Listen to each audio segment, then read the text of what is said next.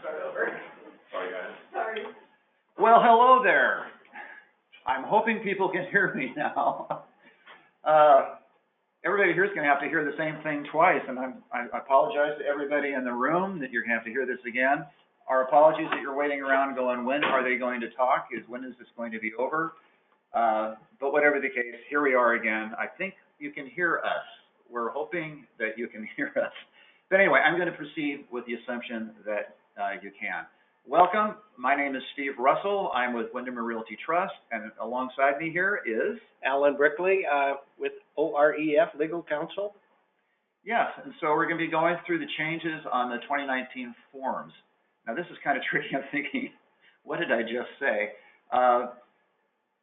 Just a quick overview. There was quite a few changes that happened to the committee this past year. Alan is here, and that was a bit of a challenge for the committee getting through that, but they worked really hard to see all of your suggestions are out there for forms changes, and we went through that and got that taken care of. It was scary at points, but a lot of extra work, and we got that done. So kudos to the whole forms committee. They did an awesome job on that. We're going to be going through all of the forms, and I'm just going to give you the format for the forms on this. We're going to start off with a residential sales agreement and go through that entire form. If you have a packet, you'll have that entire one in your packet. If there's any changes that were made on the other sales contracts, we'll just go to that page on that contract, so we don't try to save a couple of trees here, because I think this thing's about 70 pages long as it is, so you won't see the full contracts, but you'll just see the changes that were made. Okay. Also, you'll be seeing changes. Most of them you're going to be seeing will be in yellow highlight. That means changes that were made this year, except for one little exception. And then the other ones, you'll see a couple that are in green. The green is meant for mid-year changes. We didn't have any classes specifically on the mid-year changes. There weren't that many, so it wasn't necessary, but I wanted to point them out, or Alan and I will point those out when they come along. Okay, it seems like I said more things last time, but I can't remember what they were. Okay, starting off here with the residential real estate sale agreement. Starting off with the phone numbers, phone 1 and phone 2, that's a change. It used to say home phone and fax or mobile or whatever the case may be. It was brought to our attention that there's many clients out there that don't even know what a home phone is. There's questions. Just something silly as a phone was making a problem. So just phone 1, phone 2, and then you can phone home if you want on either one of those two. So just a small change there. Down below on line 14, this was a line that was there for a couple of years when they made a requirement that the license numbers be included on the sales contracts. Some people didn't know how to find it, so there was a URL that was a whole bunch of characters long, which would tell you how you could get those numbers. Well, now MLSs around the state supply that. ZipForms supplies that with MLS Connect. So that line was removed because it was superfluous at this particular point. Down on line 28, it says section, and this was sort of a change that went on. First off, we were thinking of just changing it to section name,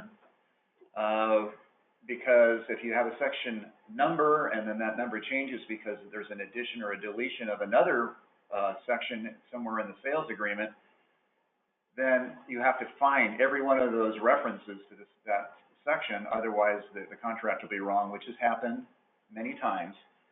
But after that discussion, they said, well, it's a hassle, but we like to keep it. So you'll see down on line 38, it says Section 9, title insurance. So not only does it say the number now, it says the name as well, which I think is nice. It's a small change, but just kind of let you know what's going on through that. All right, I'm going to scroll a little further past here. You don't have to if you're looking ahead, but I'm going to go one more page. This section right here, with the balance of the purchase price, select A or B, the verbiage that's here, most of this verbiage was, again, I thought it was down here, I think in section 6 or something, in the financing section, when it's talking about a contingent source of funds. which was fine down there, but the problem is, what do you do if you had a cash sale, but it was a contingent source of funds? So let's say they needed, their house was under contract, it was subject to the successful close of their property. Once that closed, they were gonna use all those proceeds to pay in cash on a cash sale. And if you went down and put that information down in the financing section, it didn't make a whole lot of sense because one, it's in the wrong section, and also it said something slightly incorrect. So I'm loving the fact that this has been moved and changed just slightly. Buyer represents that buyer has liquid and available funds for the earnest money deposit and down payment, and if an all-cash transaction, the full purchase price sufficient to close the transaction. The rest of the language is all the same. All that was added was, and if an all-cash transaction, the full purchase price. So I'm pleased that we put that there. We were trying to think about it for like 2 years, how to do it, and all of a sudden it was just move it and it was done. But whatever the case may be, I'm happy that that change has been made. So just note that's where that is when you're talking about the contingent source of funds. I've reviewed a couple of contracts so far, and people I think haven't found it yet, and they're putting it other places that are very creative so far this year. But hopefully, everybody will get on board and put that there, which is where it belongs. Just a quick one here. You'll see immediately, and it's been stricken. The word used to be there. It is not there anymore. The word immediately was taken out of, or we attempted to take it completely out of all the sales agreements because the seller shall have the right to place the property back on the property. They can do it immediately. That's pretty much a given. He didn't have to, it was another word that just wasn't needed to be there. Okay, Alan's going to be chipping in here pretty quick. The seller carried financing section. There's a couple of changes that were made here, specifically over in the on the seller carried financing addendum. That was changed and made into 2, and we'll be getting to that later because that was a change, and again, I think a very good change. But here they're talking a little bit about being a mortgage loan originator and all of that verbiage, but it was truncated because it doesn't happen very often. And Alan. Sure. What I would add here is that you obviously have 2 options in seller financing. It's a seller carried transaction, so you should be using that addendum. And what you're looking at are the options between a contract of sale and a trust deed and note for the balance, as opposed to the contract with a conveyance of the deed to the new buyer. The parties should be very careful in looking at and making that choice between the 2. At least it's my opinion that the contract favors the seller and the trust deed and note is really a benefit to the buyer. But that's something that the parties really should be talking to an attorney about in making that decision. So I wouldn't necessarily default to one or the other. Just make sure that the parties understand what they're looking at and understand that the choice that they're making in that situation. So I would strongly urge counsel in a situation where they're deciding between the 2 various methods of seller financing. Excellent. And somebody brought up, number 2 actually says something about legal counsel, and the choice A does not. However, if you go above that, it says in the section on 126, legal advice is strongly recommended, and Alan just did. So both, whether you do one or the other, legal, get somebody else involved because it happens so rarely and it's really needed. A note here on this one, just as a reminder for this section, because I've seen this one be slipped. Upon failure of buyer and seller to reach agreement by 5 p.m. on the last day of the negotiation of terms period, or such other as may agreed upon in writing, all earnest deposits shall be refunded to buyer, and this transaction shall be automatically terminated. So remember, if you do nothing, the transaction dies. So if you're doing seller carried financing, be sure to get it in writing that the parties have agreement. And that seller carried transaction does that very well, and of course an attorney could do that just as well, or not better. So just a reminder, that's one that you have to pay attention to when you have seller carried financing. moving on down. This was just a move of the line. This line has been embraced. I don't know if you guys remember a few years ago, this was, you'd find something about invasive inspections all over the map on the sales contract. We put it into the professional inspection section, and that has greatly improved, but we still had a couple of issues that happened. One was the line just before the yellow where it says, invasive inspections that may include testing or removal of any portion of the property, including radon and mold. And we had to add, for example, in there because somebody thought that that was an automatic, that those were given just because it was an explanation. So we felt like, you know, let's put that, for example, in there, and why don't we just move this line to where you're actually talking about it instead of having it someplace else. So if you're looking at this line and you say, I can't find it, we just moved it, it's still there. On the lead-based paint, this is the green color we were talking about. The year before last, we had looked through the rules of the lead-based paint, the federal statute on that. It was determined the parties could agree to less than the 10 calendar days, which was in there, and we wrote it that way. However, it's one of those situations where we kind of rephrased it again to make it stronger. And my recommendation, if the buyer wants 10 calendar days, you give them 10 calendar days. I wouldn't say a buyer say, no, I'm only going to give them 2. If the buyer offers it, pretty much that's the way you're going to be going. So it's made stronger that they get their 10 days unless they agree to something else. Because really 10 calendar days is pretty short, especially when we're looking at 8 to 10 business days for home inspection periods. So I would just leave it alone unless it gets waived, which I do see as well. And then down below on line 209, this used to be a box, and then say, if lead-based paint is, if this is target housing, then include the lead-based paint addendum. Well, that was a box that was never checked because the way we do business in real estate, it's really a case of, once you get into mutual agreement is when you usually see the lead-based paint addendum, so it's not going to be attached to the addendum, so we took that line out. Okay, this will be Alan and me together on this one. I'm just going through it. I'm just going to talk from the broker standpoint for a little bit, and then Alan will go over on the legal side of things and what this is saying.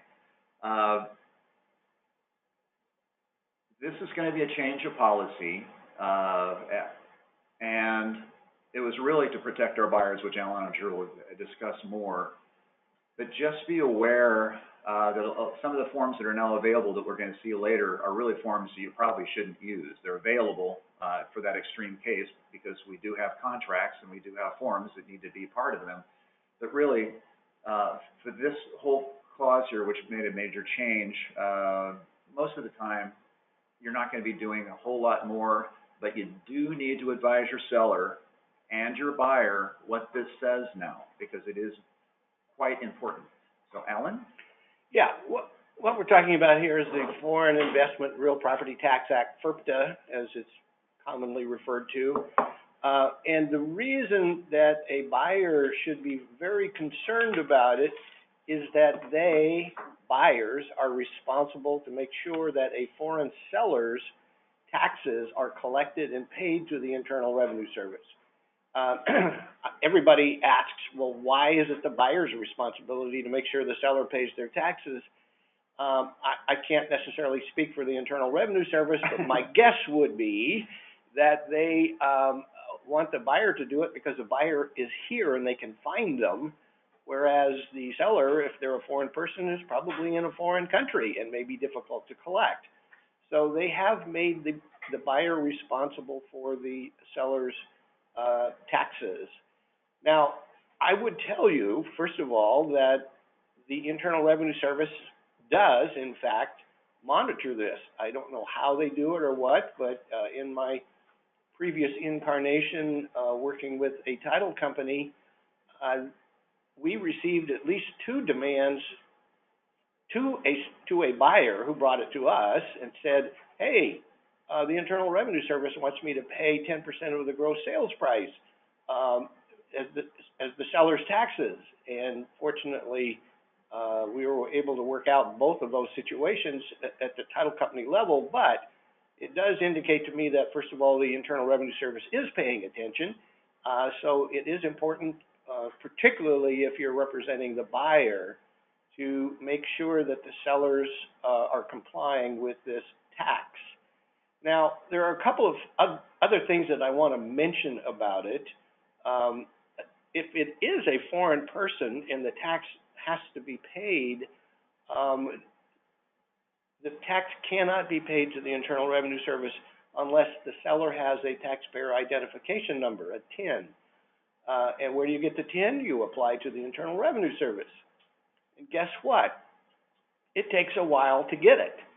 You would think it would be an easy matter, but it takes weeks, 2-3 weeks. I'm not sure, what, but it does take a period of time for that seller to get the taxpayer identification number.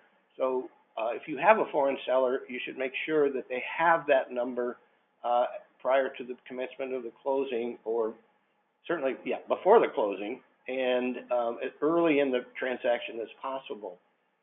The other thing to remember, and I'll go through the whole process in a little more detail, but just a couple of special reminders.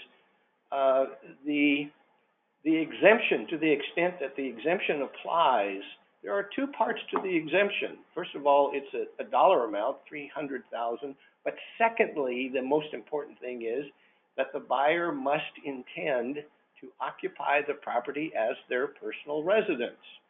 So unless both of those factors are in existence, the exemption doesn't apply. And again, I'm familiar with a situation where the buyer said, well, I'm not sure I'm going to live in it.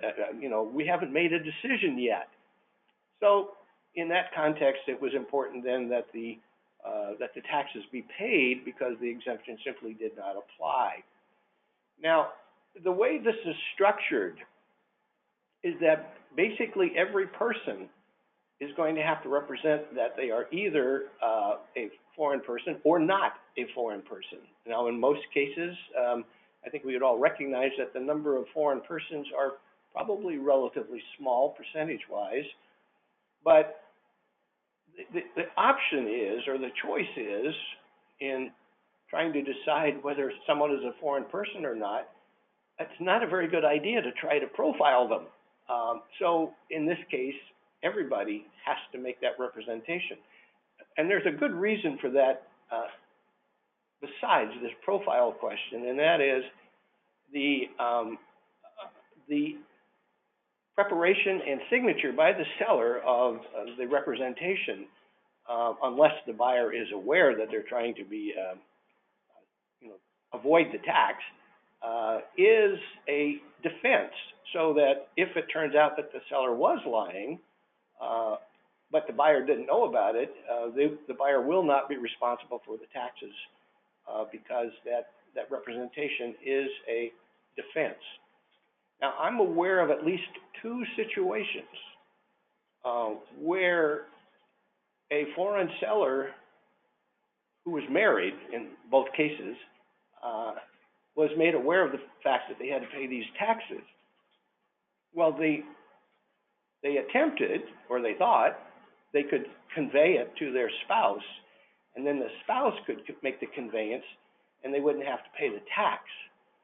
I don't know if that's ever been tested. I'm not aware of any case law on that question, but I would not, if I was a buyer, I would not go along with that kind of a procedure. I think it's far too dangerous, and I think that you probably could not rely on the representation of not a foreign person by the spouse of a foreign person who just recently received title to the property. So I would be very, very cautious in that situation. You definitely would need to have some legal counsel as to whether or not that may be appropriate. The follow-up, let's just assume for a moment that they are a foreign person, then the best thing that you can do is to talk to your escrow agent and make sure that they are willing to act as a qualified substitute. That is, they will act as, on behalf, I should say, of the buyer and collect those taxes with a TIN number, as I mentioned earlier, and will forward those taxes on to the Internal Revenue Service within the time frame specified. I believe it's 20 days, so the escrow agent will then forward those funds. So it's a fairly straightforward process, but again, remember, it's 10% of the gross sales price, or it can be as high as 15% under certain circumstances, and that is a lot of money. So you have to make sure that, again, that there's sufficient funds to be able to pay those taxes. There is an option. The foreign person can make application to the Internal Revenue Service and have a specific number identified as to the amount of taxes. Could be, and wouldn't be worth it to do it for anything unless it was less than the 10%. So they can make application to the Internal Revenue Service, and they can say, oh, you only need to collect X dollars, and that's then instructions for the qualified substitute to collect that amount. So it's important to remember that this is an expense to the seller, and there should be sufficient funds to take care of that, or they can get the statement from the Internal Revenue Service regarding an appropriate amount for collection purposes. Okay. The one thing I would like to add to that is a few of the title companies up to this point, up till this year, would not agree to be a qualified substitute in these circumstances. Some title companies would, some would not. I believe because of this change, and Alan went over and told them all, hey, guess what's coming down the pike here? That we're going to need one of these on pretty much every single solitary sale.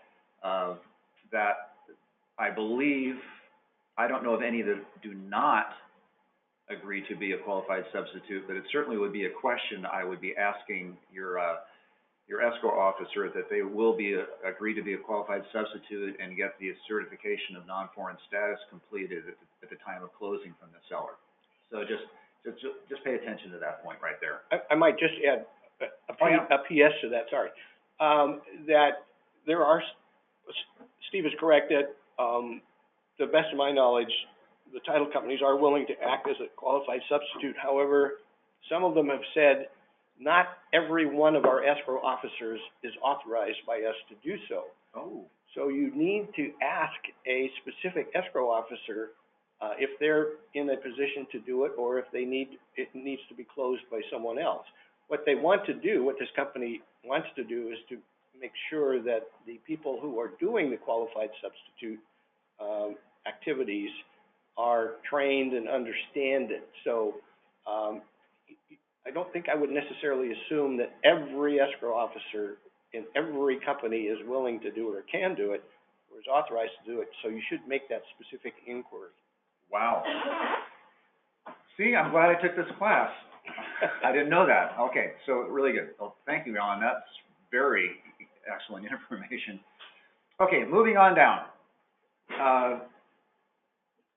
We had a situation, of course, the Oregon law regarding carbon monoxide detectors and smoke alarms need to be in compliance with state code at the time of closing.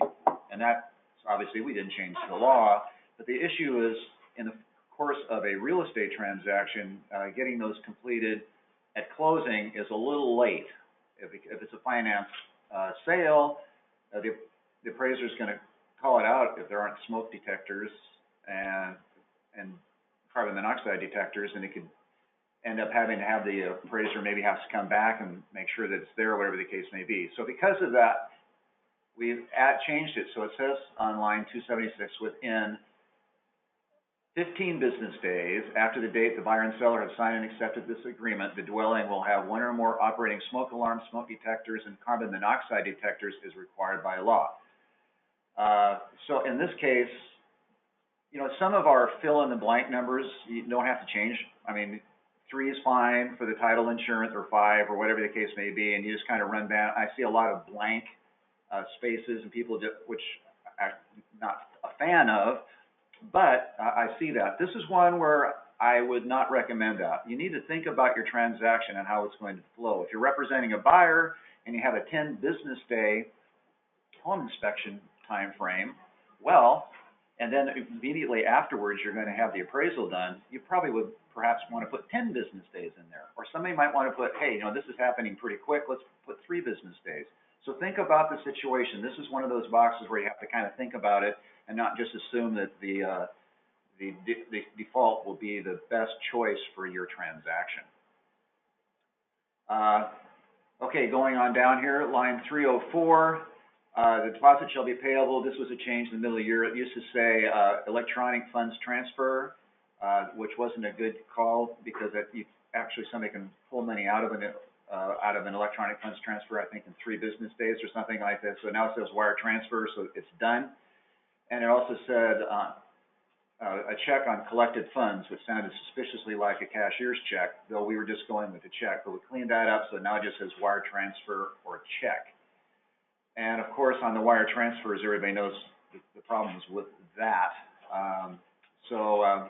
Anyway, just a quick change there, and then down below on line 330, just echo that where it says wire transfer instead of electronic funds transfer. Let me just, in case you don't know what the problem with wire transfers are, and that is hackers have been going into real estate transactions, monitoring them, and then at the last minute posing as the realtor or posing as the buyer or posing as someone and changing the instructions and have the money wired to probably an offshore account, but somewhere other than where it's supposed to go. So, and it's still happening. I've heard of fairly large sums being diverted not too long ago. So when you get the escrow companies, want people to work through their secure emails and things like that, and want to verify any changes in instructions, be sure to comply, because everybody is trying to make sure that these wire transfers are in fact legitimate. Yes, we have one in my branch, $600,000. Yeah, we represented the seller, so I guess that's good. But when they do this, they go through and they start checking everybody that's there to find out where they got into the system. So if you don't have two-step authentication on your email, I would really recommend you do that. But that's beyond the scope of this, so we're going to move on. Okay, possession. I like these changes. There's 2 things here. One, the boxes are in different order. Usually you go yes, no, but through the course of this, the agreement, we were trying to sit there, the one that's the most common, make it first. And in this case, made it pretty clear, because is there a tenant here? The seller shall have full responsibility for removal, which is what we normally see. And then the other one is yes, okay, now there's a tenant in the place. Now, some of this verbiage we were going to be putting on at first, when we were looking at this, putting on the investment property addendum. However, as you know, the investment property addendum is usually used when you have an investor seller and an investor buyer, right? That's the kind of time you're doing that. But we have a lot of cases where there's an investor seller who has a tenant, but the person purchasing it is going to live there. And so we didn't want to put it all the way over there, but it has been an issue, and so we just cleaned this up. So it says, if yes, unless otherwise provided herein, all rents shall be prorated as of the closing date. That's not new. And tenant security deposits and any other deposits held on behalf of the tenants by seller shall be transmitted in full to buyer at closing. And all funds shall be handled through escrow. That's a change there. It really clarified all those deposits. We have had sellers saying, you didn't ask for it, so I'm not going to give it to you, which is lame, but let's just no, you can, it says in the contract, it's a much better way to go. And then if it is, buyer and seller are encouraged to attach the OREF 070 investment property addendum to address additional items, which is a good case if it's appropriate, and we just talked about that. So I like that change. I'm glad we put that in there. Probably should have been in there decades ago. The next 2 are Allen's turf.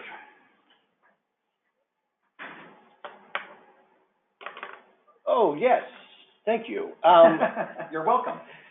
The agreement has been, in the previous forms, the agreement has been referred to several times, but throughout the agreement, and all of these sales agreements for that matter, but there's never been a definition of agreement. So now we have a definition of agreement, and that is, as you can see here, sale agreement collectively shall be defined as the real estate sales agreement in its entirety, including any written offers, counteroffers, addendums, in any form or language that adds to, amends, or makes, or otherwise modifies the earnest money agreement that has been signed and accepted in accordance with the requirements of item 6. So, it's sort of a round and around kind of a definition. But at least it's clear whenever the term agreement is utilized, then we know that we're talking about this agreement and any modifications to it. And then down in notices, again, there's a definition of notices, and as used in this agreement, and we know what an agreement is now. In any document relating to this agreement, notices shall mean the providing of a true and accurate copy of the document to the other party or their agent. And now remember, or their agent. So if you receive something on behalf of your client, you need to be in, fairly quick contact with them, particularly when there are time frames that are running based upon notices, because receipt by the agent is the same thing as receipt by the party themselves. Notices shall be deemed delivered as of the date and time the notice is sent by email or fax. I guess we still have a fax there. And the time the note, or that when it's personally delivered to the agent or the agent's office. So again, agent's office would suggest that you should have within your office a system whereby these notices are going to get to the appropriate party in a fairly quick and efficient manner. Or, then the third option, 3 calendar days after the date the notice is mailed. So if you choose mail as your option, it's presumed then that it is received by the addressee within or after 3 days. All right, and on the notices, this started off as a bigger project. I'm glad that it's defined here, but the whole thing with notices is right now we don't have a good form vehicle for getting some notices. Some notices have their own notices that are already built in. For example, the contingent right to purchase has a notice to seller and notice to buyer. There's a form, you're all dialed in, the notice is done. But there's a lot of notices that go on that don't. So this year I know the Forms Committee is going to be looking at creating a notice form, so you don't have to put it on an addendum, a notice on addendum, which isn't actually appropriate to put it there. So we're looking forward to that, but it was a bigger project than we first anticipated. There's about 20 plus notices in here when you start looking at them and you start to squint. So anyway, that should be coming up. We're hoping that will be going on, but it's glad that notice is defined. That will help with the creation of that form, I'm sure. Yes. This is a small change here on the mediation or arbitration between buyer and seller. This is a case of you put stuff in here long enough and eventually it's going to not be right. This section here until last year was talking about the NAR, the home seller home buyer dispute resolution system of NAR. Well, that doesn't exist and hasn't existed for a couple of years. So now what it states is if you're in the situation, which hopefully you won't be, buyers and or sellers agents as a member of the National Association of Realtors, all claims to be submitted to mediation as offered by the local realtor association if available. So just kind of a cleanup there, and so that's why that whole NAR and the home buyer, home seller thing disappeared. There's the phone 1 and phone 2 again. A mid-year change here was the language on disputed earnest, on forfeited earnest money. So the seller would be receiving the earnest money, and if that happened, what would happen with those funds? And this is where it said 100% to the seller, or 50%, 50%, or whatever the case, there was several options there. Well, it wasn't really appropriate for the buyers and the seller to agree to that because it was not even on this contract. That was the contract on the listing agreement. So that language was removed.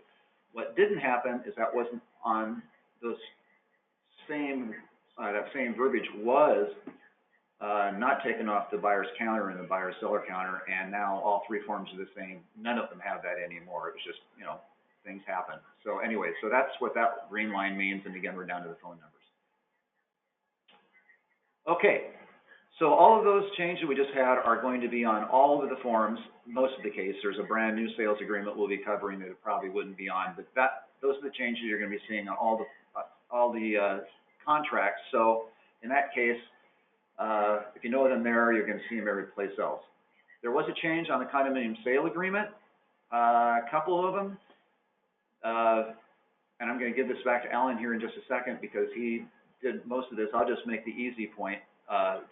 Note that there are no boxes anymore because every single solitary one I ever have seen have all of them marked, so why bother? So what it's basically saying is, hey seller, here's an example of all the documents that you should get to the buyer, or the seller is saying, I want, and just goes from there. Most of the time, they're not going to have every single solitary one, especially in a small HOA. But nonetheless, here's the list. So, Alan. Sure.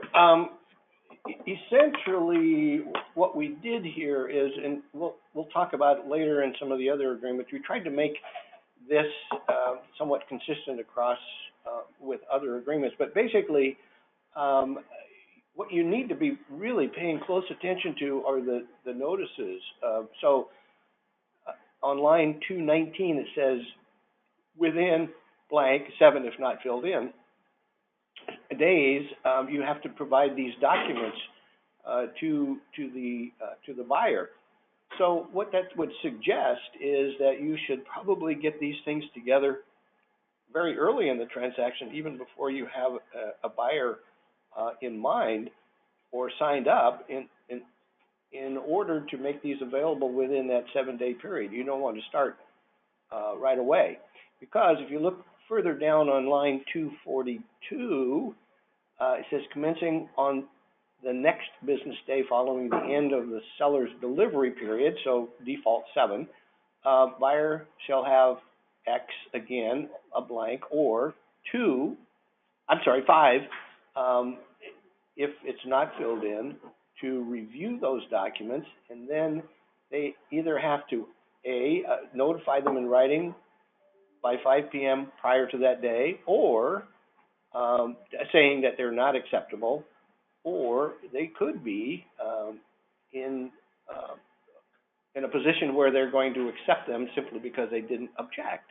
So this is really a point where you need to be very, very careful about these time frames and make sure that that your individual clients, seller or buyer, are aware of these and have them available. Given my experience with reviewing a lot of these, the HOA articles of incorporation and bylaws are always available, typically because they're recorded, although some HOAs are not incorporated, but their bylaws are generally recorded. Rules and regulations should be easily available because the HOA has adopted them. The policies, agreements, and so forth might be somewhat difficult. Maybe they don't have them, but anyway, you should ask. This one I think is extremely important, and that is all minutes of meeting for the preceding blank, and if it's not filled in, 12 months. Why minutes of the meeting? Well, again, based upon my review of a lot of HOA documents, if you look at the minutes, they're going to give you clues, give the buyer clues about, oh, there's some construction defect potentials coming up. If there's construction defect potentials coming up, that means maybe the HOA borrows money or has a special assessment or something. So from the buyer's perspective, I would even ask for more than 12 months, maybe 2 years, but certainly a minimum of 12 months of minutes. And that might be a little bit difficult for a smaller HOA to provide. Documents regarding the, insurance, that's probably in the bylaws. Verifying, the current HOA assessments and budget. Um, the HOA is required to have a reserve study, which again is also very important for a review by a buyer, or their, representative. Not you, I don't think you should be doing it, but, an attorney or CPA or somebody who is familiar with these kinds of things. And then, a lot of these are, sort of general, and may or may not be available. But again, documents relating to any demands or claims made by the HOA. So that could be some of the, more of that construction defect issues. This one is important, and should be available, and that is documents showing the latest reserve study conducted, for the HOA. So, again, as I say, the reserve study should show how well funded the reserve is and what it's going to be used for, and hopefully they have made provisions financially for major, issues coming up like roofs and, siding and things of that nature. The total number of units with assessments over 30 days, that might be difficult to get. But the idea here is that, if you have a lot of delinquencies, that could impose a significant burden on other, people who are paying, and the total number of homes that are not occupied, by owners. So all of those things, at a minimum, are very critical for a review process. And so the sooner you can get them to the buyer, then you start the clock ticking on the buyer, and they need to get on top of it right away, if they see anything that they don't like. And just from the broker perspective here, the seller delivery period and the document review period are both in stone. So my recommendation is to, again, it says 7 business days for the seller delivery period and 5 for the review period. Look at that. If you represent a seller and you have all the documents ready to go, which I would highly recommend, and you receive this or the townhome addendum, and somebody's just left it blank, so it's 7 business days, I might suggest you might want to counter that and say, no, we're going to get that stuff to you in 1 business day. We already have all that stuff. And that will shorten up the time that's going on here. The 12 days is, of course, a couple of days longer than the inspection period. So I wouldn't want this thing to be any longer than the inspection period. By that time, everything should be dialed in. However, if you don't know where any of those documents are and you're the listing agent, it might take you 7 business days. But anyway, think about those time frames when you're putting that thing together. Okay, the farm and ranch sale agreement, just a couple of changes. I actually think this is interesting. I guess that's because I'm weird, but this is a new section, the Agriculture Foreign Investment Act of 1978 advisory, and it requires seller of agricultural land who are foreign persons to report the acquisition or transfer to the Secretary of Agriculture within 90 days of that act using blah, blah. The failure to provide the notice could result in a penalty of up to 25% of the value of the land. That's like ginormous. That's a big penalty. That's a really huge penalty. Now, Alan, you were saying that... Yeah, it was interesting. I did a little research on this act itself, and of course the act doesn't say this, but some of the commentary says this, and that is the Department of Agriculture has not been very diligent about compliance or making sure that the foreign persons comply with this act. However, I would not rely on that, because you will never know when all of a sudden somebody says, hey, we've been a little dilatory on this, let's get on it. So just be aware that this reporting requirement exists out there. This is a seller's requirement, a buyer's requirement, or a seller's requirement for that matter, if they're a foreign person. Right. So just very interesting. And this other's a real quick change. Apparently, If there's public and private grazing rights, you can make applications to the Bureau of Land Management, the U.S. Forest Service, or there's a couple of other applicable government agencies. So they just added that because they know that, nope, you got to do it here as well. Don't do much land, but you folks that do land probably know all about those other government agencies that would like to know everything. This now is the Vacant Land Sales Agreement. We don't need to go through this very quickly because we just did. It now includes the Agriculture Foreign Investment Act of 1978, so we don't have to do that. Addendum to the Real Estate Sales Agreement. Now, Alan did a beautiful job of defining what sales agreement was, so I thought, well, why do we even need this line? But that was my own personal take. It was decided that we needed an other here. So it's an addendum to the real estate sales agreement, the seller's counter, the buyer's counter, or other. I would assume maybe the buyer's repair addendum or whatever. But since it's all part of the, anyway, if you'd like to mark other and write something in, you can now. Yay. So you got that. Okay, the contingent right to purchase. Just a small change here.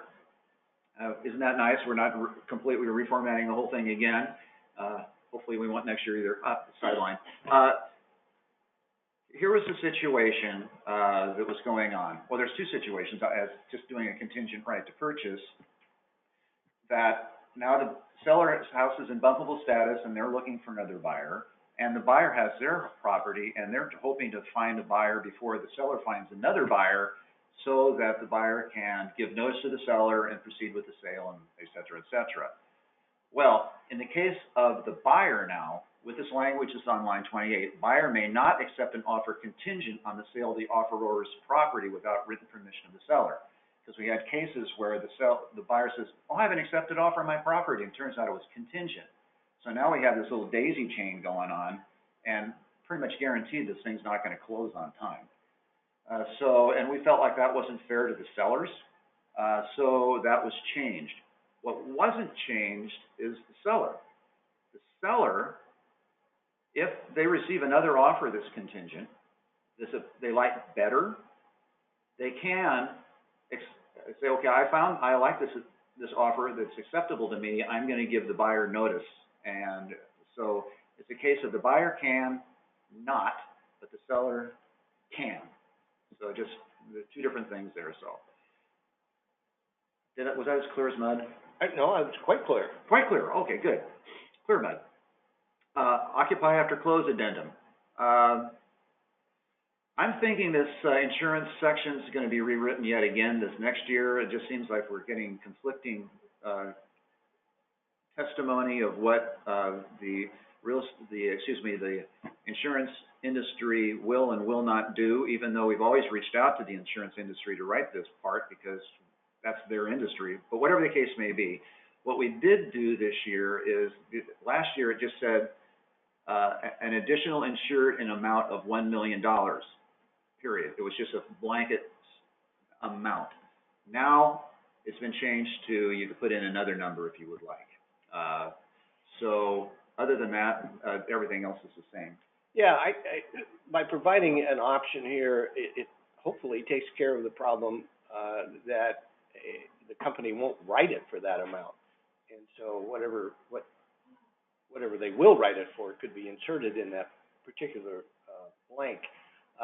Steve's right, though. I suspect it may be reviewed again, and there may be some more changes on that depending upon what's happened in terms of the insurance division or agent's responses.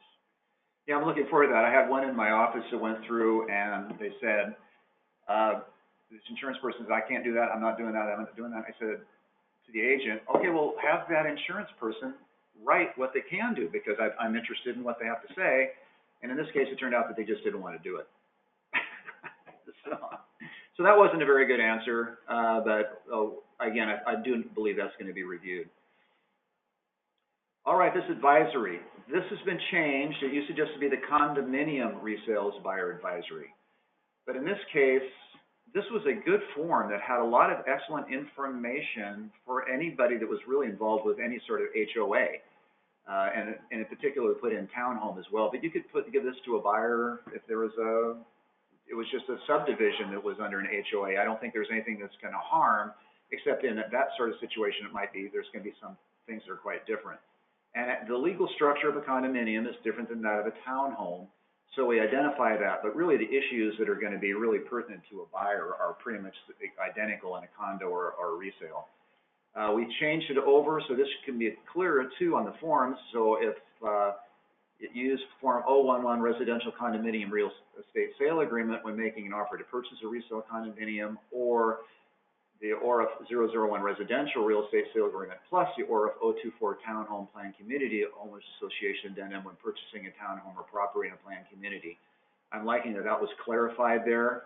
And the rest of the changes through here really are looking at where it used to say condominium, it might say condominium/townhome. There's not a whole lot of change.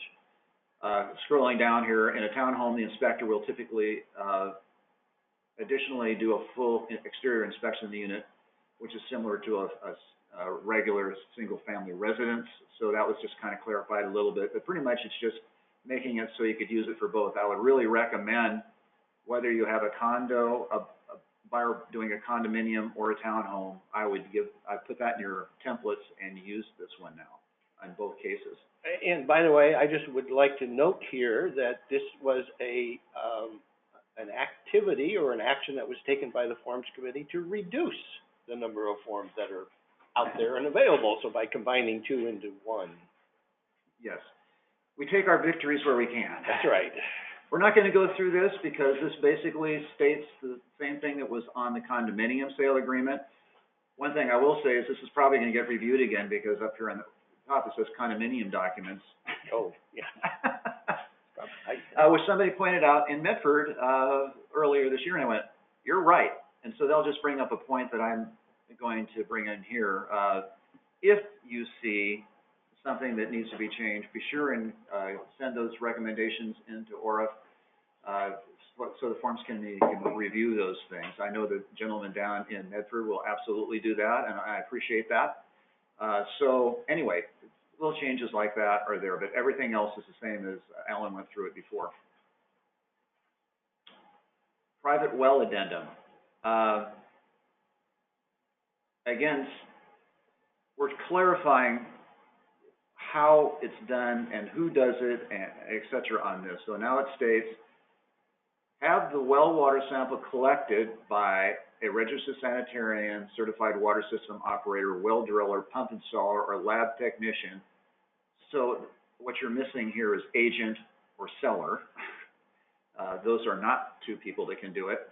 And then this is the big part. It's a little word, but it's huge. Prior to any treatment.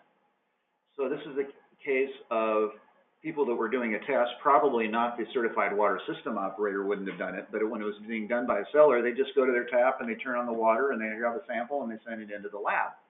And they're not doing this because they're being dishonest. That's just, well, there's the water, I'm turning it on. Well, it turns out there's a filtration system prior to the tap, so the water looks great. However, the water coming out of the well, not so much. And so we want to avoid anything. That, you can imagine that was angst. So it's prior to any treatment.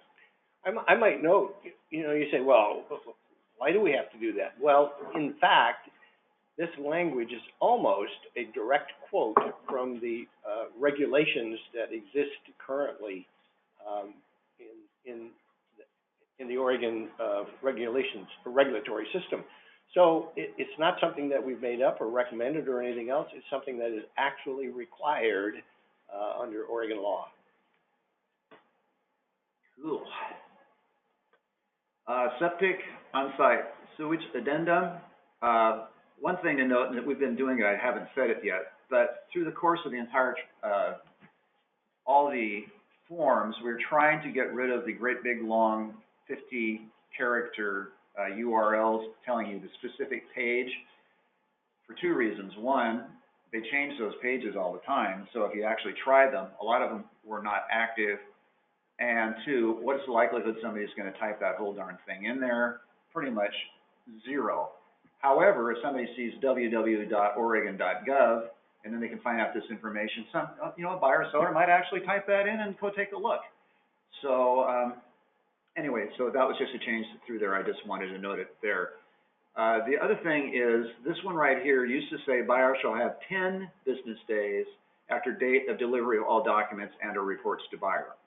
Well, that was an incredibly long period of time, so we just changed the default to 3 business days, where it probably should have been in the first place, but whatever the case may be. Look at that number. Is that a good number or not? I don't know. You'll have to kind of take a look at that when you're doing that. Investment property addendum. Alan did kind of restructured this. Yeah, it's really not a substantive change, but it's primarily a reorganization of the items so that immediately under due diligence, it does give this note: not all documents and information may be readily available to seller, buyers, and so forth. And so you try to find out what's available, and then you need to go ahead and discuss it, negotiate it, whatever you need to do. But this language was not at the beginning. It was buried somewhere else, and so it was slightly modified and moved to where you can see it before you even start talking about the documents that are going to be provided.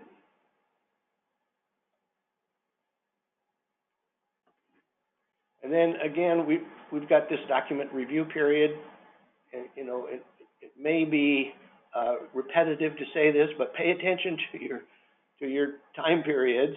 So in this case, a buyer shall have, again, default 5 business days, if it's not filled in, to review the documents and any additional documents they may ask for, and then they have until 5 p.m. on that last day of the review period to say, nope, we don't want it, and then you're back to either terminating the transaction or negotiating some additional terms or modification of those items. And I think it's great that we're, the document review period, whether it's for wells or for septic or for investment property or what have you, keeping the language consistent. I think, Alan, didn't you have, this was in like 3 different sections spread out all over the place, and now it's just one concise place. Right. So, nice job, Alan. Okay. The seller carry transactions MLO worksheet is new as far as a standalone document. Most of the verbiage in here, if not all, was in the seller carry transaction addendum, and it was at the very beginning. And the point was made that a lot of the cases with the seller carry transaction, this section of it was all seller. The seller was doing all of it, basically to determine whether they had the right to be a mortgage loan originator, or if they could do this with how many contracts they had going at the same time, et cetera, all that Dodd-Frank stuff. And I had a case in my office where the seller agreed on the sales agreement that they would complete the seller carry transaction addendum, but then when he saw the first 2 pages talking all about this stuff, he went, I'm not doing it. And I went to him and said, well, okay, don't fill this part out, but the rest of it you really need to fill out. But then he was, you know, he didn't want to do that, and it's probably, I don't see as the reason, but he didn't want to, and it was ended up closing, so it was all good. But the case is, now all of the seller carry transaction information is for your sellers. So if it's not signed by the buyer, you'll see down here, it's only the seller. It's just a worksheet. They can figure out whether they're an MLO and comply and all those sort of things, but it's not the document that's being signed by the buyer and seller. It's been separated out. I think it was a really nice change to make this a standalone worksheet, and the actual addendum be specifically what's important to the buyer and the seller. And along with that, a couple of changes. You'll see the seller carry transaction is a transaction for the sale of property. This used to have a definition more of what was going on that qualified it to be a mortgage loan originator. So single family dwelling, vacant land, if a home was going to be built on it, up to a 4-plex. They had all of this sort of language going on here. Now, if the seller wants to carry a contract, and both the parties agree, so we just changed it to the sale of property. So that was a change there.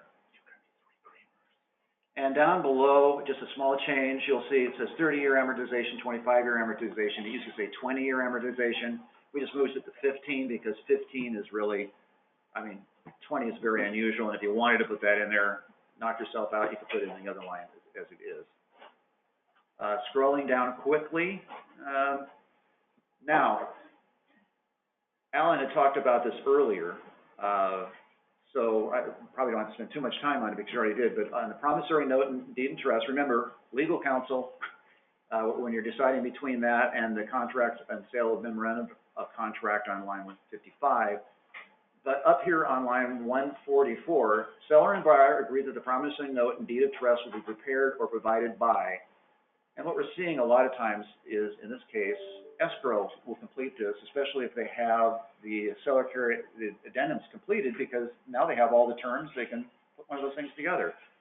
So on that line, you pretty much, most of the time, you're going to be seeing the escrow company. However, on line 156, for the contract of sale memorandum of the contract, seller and buyer agree that the contract of sale and memorandum of the contract will be prepared or provided by. You can never put an escrow name in there. That's going to be an attorney, most likely. Yes, that's exactly right. There was a situation a few years ago where the preparation of any document, it actually had to be deeds in this case, was objected to by some attorneys, particularly in Eastern Oregon, to the Oregon State Bar, saying they're practicing law. And what came out of that was a statute that says, here's what constitutes the practice of law. And it identified documents that the escrow agent was permitted to prepare. It does include promissory notes and trust deeds in their usual form, but it did not include contracts of sale. So therefore, you're never going to see the escrow company preparing a contract of sale in line 157, because that would be the practice of law. Now, keep in mind also that an attorney can't represent both sides of the transaction. They can't be sort of a drafts person for the benefit. So they have to represent either the seller or the buyer. So again, make sure that you're aware of who the attorney is representing in the context of making out the contract. And trust me, based upon the general sales agreements that I've seen, you can bias it one way or the other without too much trouble. That's an excellent point. Both people need to get their legal counsel. Good. Okay, this is a change, quite a change. There's not much of a change on the buyer's repair addendum, but the way the buyer's repair addendum, okay, buyer's repair addendum was there, and you had three choices at the bottom. You could agree, the seller could agree, they could decline, but provide a counteroffer, which was the seller's response to buyer's repair addendum form, or they just decline it. Okay, we've changed this, and I think I really like the change, and I had an agent in my office just yesterday say, I love this change. So actually, we're actually using this already. This is the case, so we made the change, which is mostly, you'll see down below that it only says you agree or you decline. No counter.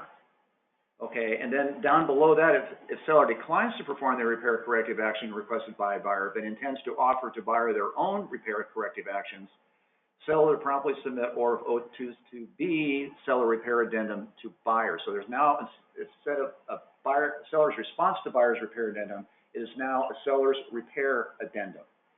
And the reason, and so I'll just scroll up to that, it looks amazingly similar to the buyer's repair addendum. Some of the verbiage, is tweaked a little bit because we're talking about a different party here. But the rationale is two things. One, we were having problems with the seller's response in that, let's say that there was items 1, 2, 3, 4, and 5, and then on the response it said, we're going to do 2 and 3.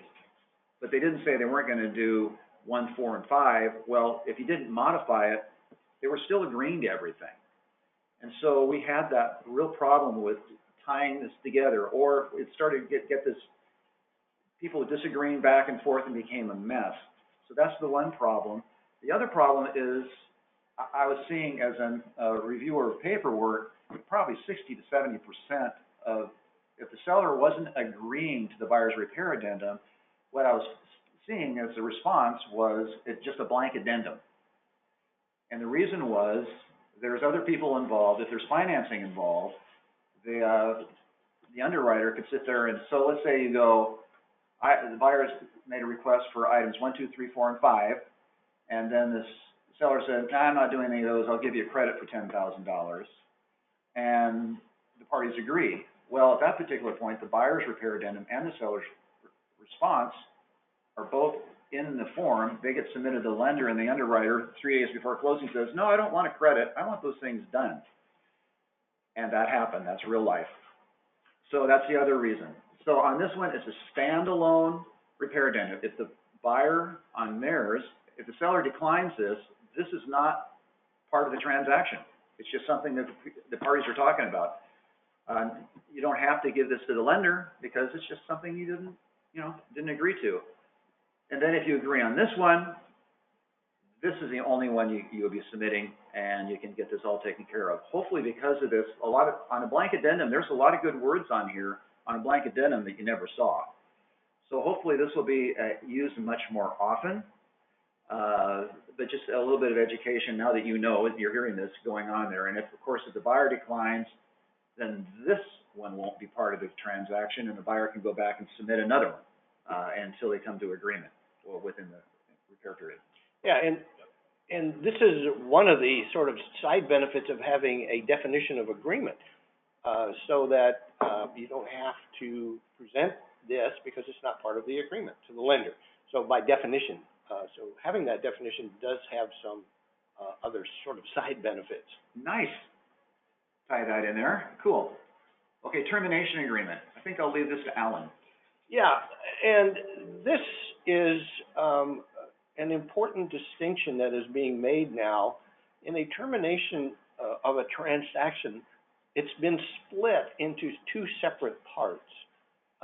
There's the termination part, which is at the top, which I labeled termination. And it basically says we're terminating this transaction. The second part of it basically says, and here is how to disperse the earnest money or disperse any money that's been deposited. So it's entirely possible that the parties say, well, yeah, we want to terminate. This is under the old system. Yeah, we want to terminate, but we're not agreeing on the disbursement of the earnest money. So it wasn't really a complete and full termination, and I know a lot of escrow companies were saying, hey, we're not going to close that transaction because it really hasn't been terminated because they haven't agreed on the disbursement of funds. So by splitting it, you should be able to say to the escrow company, it's been terminated, period. So now the seller can go ahead and put it back on the market, but they can't disperse any funds because they haven't necessarily agreed to the disbursement, and that can go on even after the termination in the process of putting it back on the market. I wanted to take just a moment to make sure everybody is aware of a particular statute that does apply in this situation, and that is 696-581 subsection 8. It has to do with or deposits and the agreement for deposits. And what it says, I'm not going to go through all of it, but it basically says under 8A that the escrow company may disperse earnest money deposited based on an agreement of the parties executed after the initial sales agreement. So they can disperse on this. But the more important piece is may not, that is the escrow company, may not impose additional requirements on the principals to the transactions, including a requirement that they sign a release of liability in favor of the escrow agent. So, in other words, if they say to you, well, no, you have to use our form, and now you can simply say, no, this is it. We're not going to go back and get any more, and you have to disperse because the Oregon statute says you must disperse. It's nice to be right. Yeah. Okay, buyer representation agreement. I think it's used to be buyer broker agreement. So this is where you're having an agreement with your buyer, similar to a listing agreement with the seller. We had one, this was modified by a very excellent, task force of three of our, people that use this form, so it was, which was obviously a benefit. Their goal through this was to make it flow better, so when you're discussing it with a buyer, it flowed naturally, which it did not. It was a case of little pieces have been added on through the years, and it was kind of a hodgepodge. So it really was in need of some, a new look and a refresh. So in here, but there are a couple of things that are changed. One thing, just note on line 9, if terminated by client, broker shall be reimbursed by client for all expenditures reasonably incurred by broker pursuant to this agreement. Just note that line is in there. If that's not your practice, then, you know, you can modify it, but just know that that line is in there. So this is a case of they're ending it. They didn't find a house. They didn't see a house they wanted. Nothing's going on. They're just ending it, and so they get reimbursed that. Just note that's in the language. The representation is very similar. It talks about what's allowed by the state. So you can represent the buyer and the seller. You can represent two buyers on the same piece of property. My own firm doesn't allow the two buyers. I feel like they just can't really do that very effectively, or you can't do it very effectively, in my opinion. But you're going to be having a disclosed limited agency agreement form as well. So if there's something different from this representation that you've put in that disclosed limited agency, then that would be the one that would be going by. On the commission, here it says, client agrees to pay broker a fee of, or a percentage, which is most of the case, of the purchase, lease, or option price. The commission shall be payable if client shall, during the term of this agreement, or any extension thereof, or within blank calendar days, 180. That's pretty long. So just take a note that that's in there. After its expiration or termination, enter into an agreement or option to buy, exchange, or lease a property client learned of during the term of this agreement, and regardless of whether client learned of the same through the efforts of broker, another broker, or client directly. So it's very similar to the listing agreement, right? Somebody walks up off the street and says, hey, I'd like to buy your house, and it's under contract. Then it's the same thing, but now it's for the buyer. So it's a little bit, it feels different for a buyer, but it's really pretty much the same thing. And then it talks about who the client is, so that somebody doesn't have their brother buy it, and they're a minority owner just to get away from this contract. That was in several other states. I think that's very rare, but the other states put it in, so we put it in as well. And dispute resolution doesn't mirror exactly what's in the sales agreement, but that was its intent. This might be looked at a little bit differently later, but it does cover the bases, and that's what the dispute resolution is in the case for the buyer representation agreement. Buyer broker's compensation, that used to just say seller's broker compensation form, so just, or selling broker, excuse me, compensation form. So just trying to get rid of that selling word, which is very confusing to me even after all these years. Seller property disclosure. Just a side note, there was an excellent, were you on that? Yeah. Yeah. Alan was, and other brilliant minds, I wasn't there because that was one of the qualifications, was putting together, taking a look at the seller's property disclosure, which desperately needs a remake. There's tenses that are wrong, there's confusing verbiage, there's just a lot of things wrong with it. But it's by statute, there's only a few things we can do, and I'll have Alan talk about that, but they do allow us to do something like put an NA, and so we did put the NA. But yeah, and again, remember, you say, well, I hate this form. Remember, it's not an OREF form, it's one that's been created by the Oregon legislature, and it is in the statute. So you can't change it, you can't modify it unless the legislature changes and modifies it. In this case, they added something which shouldn't come as a great shock to anybody, and that is with regard to the house being bolted to the foundation. So it has to do with the seismic issues. So again, hopefully, I should say, there will be another task force that will take a look at the seller's property disclosure statement, and that it will be submitted, as a legislative concept, and hopefully, we can get it modified so that it makes a little bit more sense. Yeah, it was submitted, but they didn't have time, was that correct? I'm not sure. No, it wasn't, I don't think it was even submitted, because there was some concern about the timing of it. Oh, okay. And so then it sort of fell by the wayside since then, so I think the whole thing will probably have to be revisited. Okay, lead-based paint, we'll go through this. This is just, again, putting the verbiage in. This was mid-year, making it clear that really the buyer gets 10 calendar days if they want calendar days, trying to make that a little bit more clear. Okay, must be getting tired. More coffee. Now this was a change, and this is I'll go back, I'm sorry, the vacant land disclosure addendum. There were some modifications with tweaking the borders and things like that, but there's a section here. This used to say,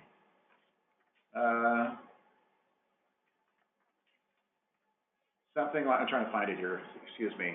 The one from last year, are you aware of any, okay, instead of the line that you're seeing on line 122, it said, are you aware of any condition, defect, feature, problem, material fact, or issue in its immediate vicinity affecting the buyer's use and or enjoyment of this property? Well, that's pretty broad. It's very broad, isn't it? That's really broad, and so we went, no. Are you aware of any other material fact or condition affecting the property? And I like the shorter section. The shorter section is really good. I think the problem with the longer section is you could get into an awful lot of arguments, particularly about, well, what's in the immediate vicinity and so forth. This way, there has to be some, at least in theory, some objective basis for saying, this is a condition that you should have disclosed to me. Yeah. Good change. Scared me last year. Okay, FERPA addendum, and in this case, I had a couple of questions. When do you need this? With the new languages in the sale agreement, I haven't actually asked Alan, but I asked Rich, who did a lot of the modifications, Rich Bailey, who's legal counsel for First American, and he stated that this form probably will only be used when they actually are foreign. That would be my same opinion. Yeah. So I'm so happy.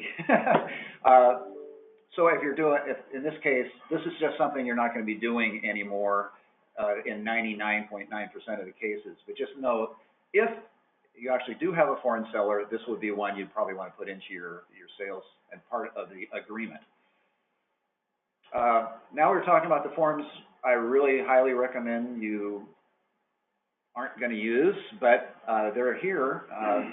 We have the FERPA certification of non-foreign status, and I don't think we probably have to go through a lot of this little stuff here, but you certainly can. But this is the form. This is the get out of jail free card for the buyer. If the seller completes this form, it has to be this form or something, its likeness. Once the seller signs this, and if they actually did skip town and were foreign, or skip the country and are foreign, and the IRS comes back, this is the form that they say, oh, okay, buyer, we're not going to get you. Right. And so this form should actually be signed on every single transaction. Yes. There may be some of the escrow agents, I should say, companies do have similar kinds of forms, and so if they offer those should be fine as well. But either this or the escrow agent generated certification of non-foreign status should be used on every single transaction, just as a matter of course, so that you're not having to make a decision. Are you a foreign person? You look like one, or you have a funny name or something. Be sure to have that signed on each transaction. Right. Just as on the broker level, I would say don't complete this or say submit this with your offer, because you'll note on line 12 there, it asks for their social security number. And that's the whole reason for this whole QS qualified substitute situation, because seller, if I was a seller, I would not want to give my social security number to a buyer that I don't know, or even if I did know them, I wouldn't want to give it to them. And that's why escrow handling it is the way around that, and everything is totally fine. So I probably, as a broker, I'm not having my agents put this into any sort of sales packet. Yeah, I think that's exactly right. So this document, in order to safeguard that personal information, should be completed by the seller, but then sent directly to the escrow agent, who will retain it in the escrow file. Yeah, good, yes. And then the FERPTA qualified substitute statement. Yeah, and this is basically one that's being signed by the escrow company, saying, you know, I'm the escrow agent for the buyer. I'm willing to be a qualified substitute, and so forth. You know, whether an escrow company is going to be willing to sign this, I suspect they will, or they'll have again their own form to do that.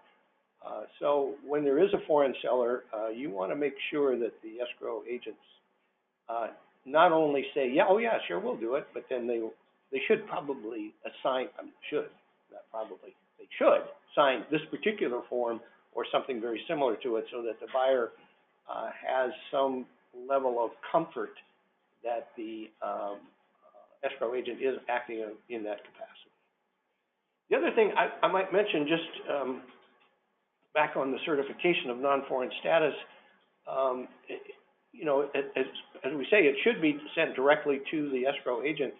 However, I would make sure, as a buyer's representative, if you're a broker representing the buyer, that you make sure that the escrow agent has this in their possession, because you will never see it, and neither will the listing agent or the seller's agent see it, hopefully. So it's only going to be from the seller to the escrow agent. So you should make specific inquiry, and again, I would do it on every transaction and say, you have that certification of non-foreign status in your file. And so that way you're protecting the buyer in that context. Very good. I talked with a couple of legal counsels for a couple of title companies, and I asked, because with this coming up and being on almost every transaction we do, does the title company give notice of that fact that it's been completed? And both of them said no, they do not at this time. They don't. There's no. For example, when they get an earnest money check, it's standard form that once they get the earnest money or a wiring of the funds into escrow, they send that out to all the parties saying, hey, we got it.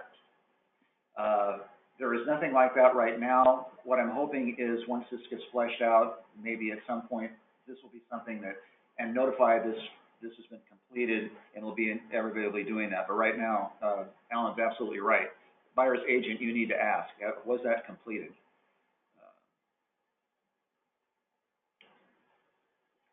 Commercial sale agreement. On this one, again, back to Rich Bailey, he handled a lot of real estate contracts, and he looked at our form and said the reason a lot of commercial people don't use the form is because it doesn't really have the pieces in place that we need. And when I looked at it before and people asked me about it, the commercial was almost exactly the same as the residential. Somebody said, it's a duplex, should I use this one? I went, well, they're about the same. I mean, they had a couple of clauses that were different, but it wasn't the same. So he went through and made this more of a commercial form. So it's appropriate, which means it won't be appropriate for residential. So I like that change, and he brought up things I didn't even know since I don't deal particularly with commercial, but if you were doing commercial, you'll be seeing here the personal property can be quite substantial in the amount of monies we're talking about in a commercial sale as opposed to a residential typically. So it talks about, as you know, in the residential, it'll sit there and say, at no stated value. Well, there could be way beyond no stated value, and we have to be careful about the lender knows what personal property is and if it's actually being put in or not. So in here it says down on line 56, the price for the above described personal property is included within the purchase price or as a dollar amount, which must be paid by buyer closing. If for tax purposes, the parties desire to separately state the price for each item of personal property included in the sale, the parties agree to obtain a separate exhibit jointly signed identifying the stated value of such personal property. So putting that all together. So that's something you wouldn't be seeing really in a residential. Really not. There's a potential for one spot that we'll talk about later when we get there, but I like those changes. Yeah, I'm not gonna go through the entire commercial sales agreement because you don't have it in front of you, but I just wanted to point out that when you do look at the commercial sales agreement, you know, in the various paragraphs regarding the sales price, it does provide you some options of saying, you know, consistent with this language on line 56 regarding the allocation of personal versus real property. So there are a couple of options in the sales price that you need to be aware of and fill them out appropriately. And as I say, this just simply carries through with that distinction between real and personal property and the allocation of value. The allocation of value can be, I should say, if personal property has significant value, can be a very big issue between the buyer and the seller because of tax ramifications. So, you know, real property is treated one way, personal property is treated a different way for tax purposes. And so the allocation is very important. So you should have that in mind before you start filling out that agreement, or at least have that discussion before filling out that agreement. So that's in another part of the commercial sales agreement, which you don't have in front of you. This part then basically carries that through and is consistent with it. Excellent point.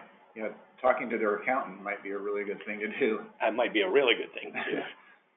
Existing leases, it's talking about the leases. This is, and when they're talking about this, it's beyond the scope of residential now. This is we're really talking commercial when we're having this conversation in here, and you'll see a fun little word like a tenant estoppel certificate, which again wouldn't be something you would see in a residential sales agreement. So just getting back to this is really meant to be commercial now, which is good. I'm not going to go through much of the other on that, but but we are going to be seeing this tenant estoppel certificate, or here in just a minute. It's a new form on 279, and we also have a new form on 284, which is the assignment and assumption of leases. So two new forms to go. And then they're talking about this bill of sale, which is the third form that's new this year for commercial. So hopefully with all these forms in place, some commercial people can actually have a contract and the appropriate addenda to actually complete effectively a commercial sales purchase and sale. So, but this bill of sale, there's a really cool thing on that, which I actually do think you could possibly use at some particular point in residential. But anyway, the tenant estoppel certificate. Okay, well, let me talk about the tenant estoppel certificate. It is a new form. What does it do? What is the purpose? And essentially, without going into great detail, it's the tenant who signs this, who says, oh yeah, we have an existing lease agreement and the landlord is not in violation, and you know, here's how much I'm paying each month and so forth. So it's information made by the tenant, which would then be a beneficial information for the buyer to know, so that they know that they're taking over an existing and valid lease. So again, the tenants are the ones who are filling this out, but it is provided to the buyer. Now, I will tell you that there are tenants who won't sign these, which can create sort of an interesting problem. There are a couple of ways to approach that. One is there may be in the lease itself, it's not an unusual situation to have in the lease itself a sort of an automatic, if you will, or a general certificate whereby the tenant says certain things that you might be able to rely on, although I'd be a little uncomfortable in doing that. But if they won't sign it, it can be an issue. Where it can be an issue, not only the buyer might have an issue saying, well, if the tenant won't sign it, I've got some problems. Lenders, if the buyer is financing the purchase of a commercial property, the lenders are going to want to see the tenant estoppel certificate, or they may have their own form that they're asking to be signed by the tenant, and it's sort of generally referred to as a SNDA, a subordination and non-disturbance agreement, in which the tenant says, yes, I know you're going to, have priority over me, new lender, but new lender, you promise that you won't disturb my tenancy. So it's either the tenant estoppel certificate or this SNDA that might be a requirement of the lender, not only the buyer, but the lender. So there can be some issues if you have a, recalcitrant tenant. Just keep that in mind. I haven't heard recalcitrant in a long time. I know. I like it. Okay, so assignment and assumption of leases. Yeah, and, I mean, this is pretty straightforward. If there are some leases that are part of the transfer, transaction, then this is simply referring to the fact that the seller is assigning, the leases to the buyer, and, so that's sort of a consistent statement, if you will, with the entire transaction and the tenant estoppel certificates. They all kind of go together. Absolutely, and it's beyond the scope of just a residential, Yes. far beyond, okay. Both of those first two are beyond the scope of a residential transaction. Now, this one actually could be used, this bill of sale could be used, and, we have, one of our board members, Wendy, who was chair of this last year, over in the Bend area, and of course, there's Sun River over there, and a lot of their transactions are, if you're over there, you know, sometimes the agent doesn't even see the buyer or the seller. It's basically transferring these vacation homes that are fully furnished. And so the seller doesn't want to take all that stuff out, and the buyer doesn't want to buy all that stuff, and so there's a transfer of all this personal property. So this is a case where this form actually has a purpose, and really, instead of pulling one off the internet on a bill of sale, this one line is worth using this form. In the event that this bill of sale is executed and delivered to buyer prior to closing, it shall not take effect unless and until the closing occurs, unless otherwise agreed in writing. So, there have been cases where the buyer and the seller agree and they sign a bill of sale for all this personal property, and then the sale falls through, and the buyer goes, well, I bought all that property, all that personal property. That's mine. I have a bill of sale for it. And so that one little line is a very nice line to use. If you need a bill of sale, use this one. Yeah, and why a bill of sale? Well, because that's the way you transfer title to real property. A deed is used for the transfer of a real property, but a bill of sale is the transfer document for personal property. So that's the reason it's a separate standalone document. I might just mention, for those of you who may be involved with the issue of cabins on government land, there's a lot of those up in the Mount Hood area. I'm sure there's other areas too. I don't know if I can give you a simple answer. My own personal view is that a bill of sale is the appropriate way to transfer the agreement, and that a deed should be used for the improvement.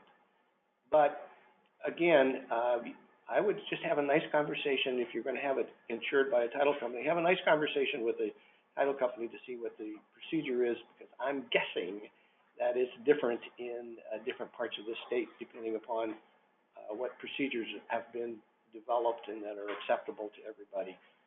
Again, remember that these leases with the Forest Service or whoever for these cabins, that the leases do require submission and approval by the government agency of the transfer. So, again, just a little piece of gratuitous advice thrown in here in the whole area of bill of sale. I feel so learned. That's very cool. Okay, this is a new form. Manufactured home and park, actually, I believe the name is manufactured home without land sale contract. Now, yes, that means it's not real estate, okay? So why was a form created? Well, in parts of the state, the situation was going of, they were using, since there wasn't a form available other than something you pull off the internet, they were using the residential sales agreement, which had a whole lot of language in it that wasn't appropriate and not correct. And some that wasn't. Yeah. So in this case, it was determined it was not a unanimous decision by everybody, but the board of managers and everybody decided, okay, let's do this thing. I like the fact that it is here. But just take a note, right at the very beginning, it says the Department of Consumer and Business Services license number. So if you don't have one, then you shouldn't be filling out this form, because you have, in order to sell or help be an agent for the transfer of this of the property, you need to have a DCBS in place. And so just note that that's there. So hopefully that will be clarifying that. The rest of it was a challenge to pull out everything related to real estate in a sales agreement that was a real estate sales agreement. So it took many tries. If you find something in here, just note, you say, hey, that's still a real estate thing. Please let OREF know and we can make a correction. But we tried very hard over several meetings to make that happen. It's going through here. But the other thing is, so sometimes people would pull at just the state forms, which are a couple of pages, but it really that's talking about the transfer, not the process of selling the property. So here we have the park approval language in here. So because the park typically is going to have to approve of that, or the buyer's approval of the park rules and regulations. That's a really nice piece to put in there, stuff that you wouldn't be seeing otherwise. So I'm glad that that language was put in there. And then it talks about the transfer of title and how that's handled, and it's through, you go to escrow for that, which I didn't know since I've never actually done one myself personally. So again, people that do these all the time helped with this language, and so. Yeah, and the transfer of title is handled by the use of DCBS forms specifically. So the escrow agent will know which ones to use and how to complete them. Yes. Thank you, escrow people. Okay, this alarm advisory, smoking carbon monoxide, we're getting close here to the end, which is good. This was put in place not as a how do you put up a smoke alarm or carbon monoxide detector. It's basically putting this out there so the parties know. So I would certainly put this into my listing packet and give this information, because sometimes sellers say, I'm not doing that. But the goal of this form was to put out the points that are most often contentious. There's one that's left out. We're hoping to put that one in again. But so when we're talking about this, it says to be located outside each sleeping area within 21 feet of the bedroom, to be located in each sleeping room if required by state building code at the time of construction, to be located on each level if dwelling is a multi-level home, including the basement. We put that including the basement because that was someplace else in the statute, but it's actually part of what you need to do. That was a disagreement. Hardwired must be hardwired, and installed according to the manufacturer's instructions. The one piece we're probably going to look at putting in again, again, we're making tweaks still, is that it has to be newer than 10 years old in a lot of cases. That's probably the one that ends up being the biggest one. I have one, well, yeah, but it was back in 2000, and that's not in compliance. So we're going to be putting that one in there as well, which will be good. And then down on carbon monoxide alarms, just talking about where they're needing to be placed, and also stating at the end that real estate licensees are not trained in building code compliance. So have somebody else check that out. And I think most of the time I'm seeing inspectors calling these out. Yeah, I think that's right. I think inspectors do call these things out. I'm sure they look at it. And note, what we've done here is a general alarm advisory, so it includes both smoke and carbon monoxide, because these are the two mandatory items, so that this is available for you to provide to or discuss with the seller. Okay, and with that, I can't scroll any further. So, that's in compliance. I'm looking at the time here and all the way through there, plus the 10 minutes per hour that they state. We're dialed in for your 2 credit hours. You're official and legal. Again, I'm Steve Russell with Windermere Realty Trust, and Alan Brickley with OREF forms. And we do questions if we actually knew how to get there, but we don't. So, and it looks, wow, we didn't bring up one question. We're amazing. Okay, so anyway, have a great day out there. Happy New Year, and here's to lots of successful closes this year. Thank you very much, everybody.